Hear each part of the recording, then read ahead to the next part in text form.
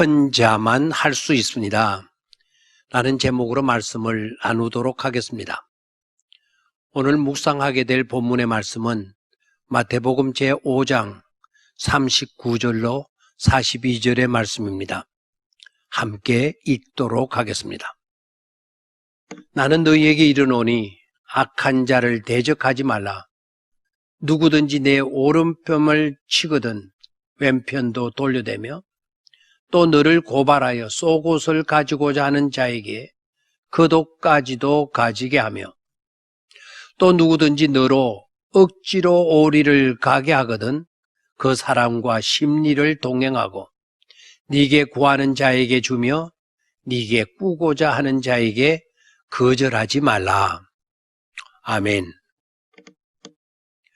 오늘 묵상할 말씀은 너무도 유명한 예수님의 산상수훈 중에 보복에 관한 말씀입니다.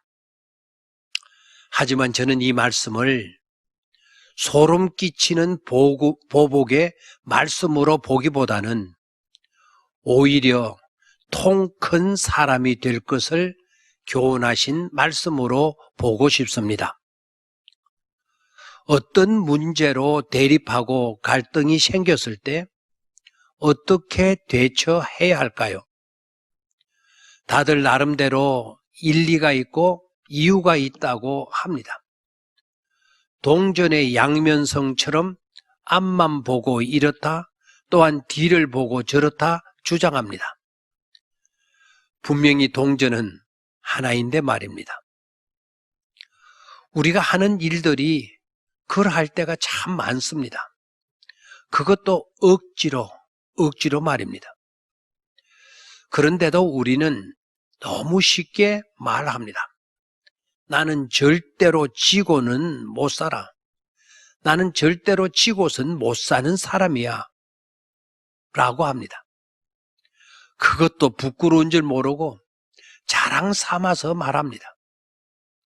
그렇다면 그 결과는 뻔하지 않습니까? 다툼, 분열 뿐이죠. 그것밖에 나올 것이 없습니다.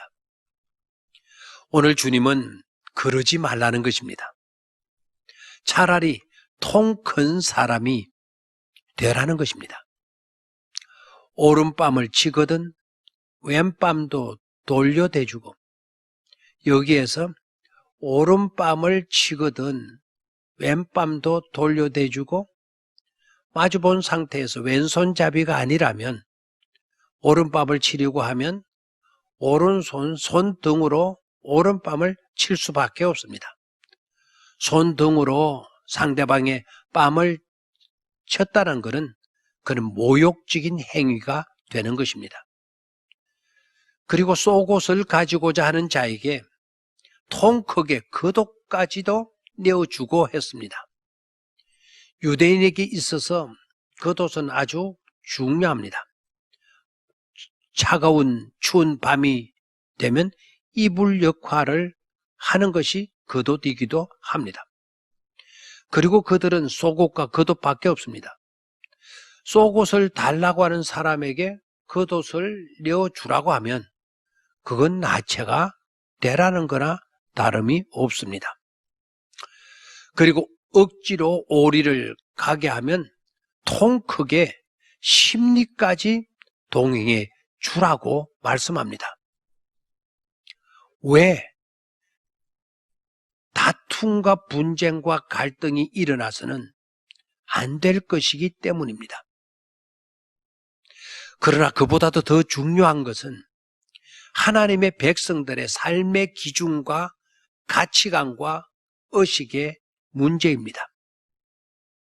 하나님의 백성된 자는 큰 자가 되어야 한다는 것입니다. 통 큰 자가 되어야 한다는 것입니다. 왜 그렇습니까? 큰 자가 작은 자를 품을 수 있기 때문입니다.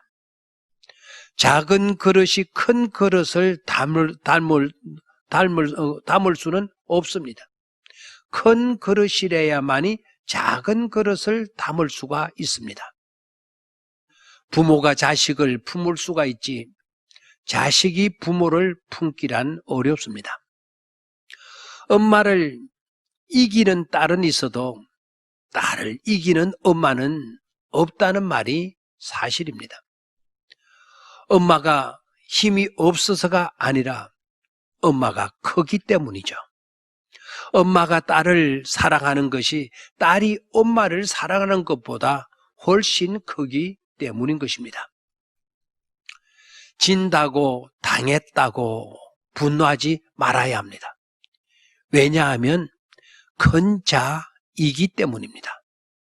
사랑을 가진 자들이 행할 수 있는 일이기 때문입니다. 하나님의 나라의 시민이기 때문입니다.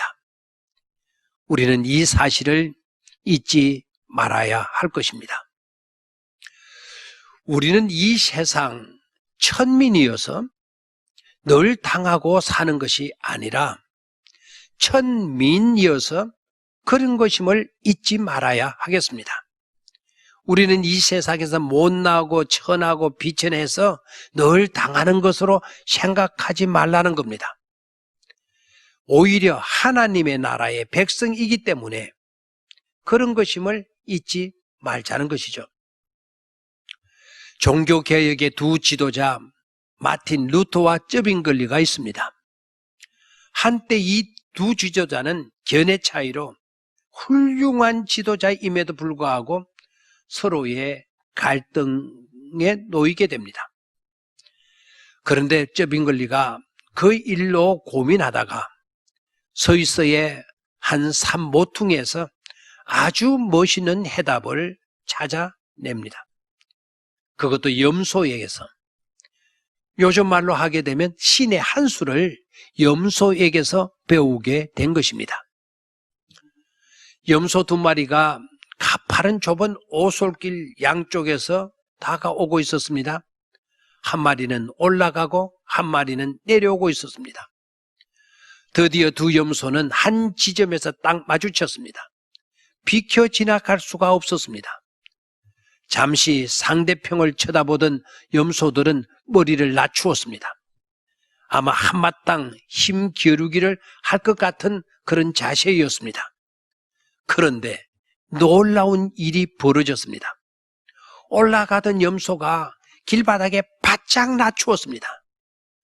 그러자 내려오던 염소가 가볍게 그 등을 타고 넘어갔습니다. 이어서 몸을 바짝 땅에 낮췄던 염소가 일어나 아무 일도 없었다는 듯 산 위로 올라갔습니다. 쩌빙글리가 그 모습을 보고 유레카, 유레카 외쳤습니다. 나는 알았네, 나는 발견했다, 나는 깨달았다 외쳤습니다. 그리고 아주 유명한 말을 합니다. 가슴에 새겨두어야 할 너무나도 귀중한 말입니다. 기꺼이 몸을 낮출 줄 아는 염소만이 그토록 높은 산꼭대기까지 올라갈 수 있다. 기꺼이 몸을 낮출 줄 아는 염소만이 그토록 높은 산꼭대기까지 올라갈 수 있다. 기도하겠습니다. 사랑의 아버지 하나님, 오늘도 하나님이 주신 최고의 날 헤메라입니다. 통 큰 하나님의 시민으로 살 수 있도록 확실하게 저희를 붙들어 주시옵소서. 예수님의 이름으로 기도드립니다. 아멘.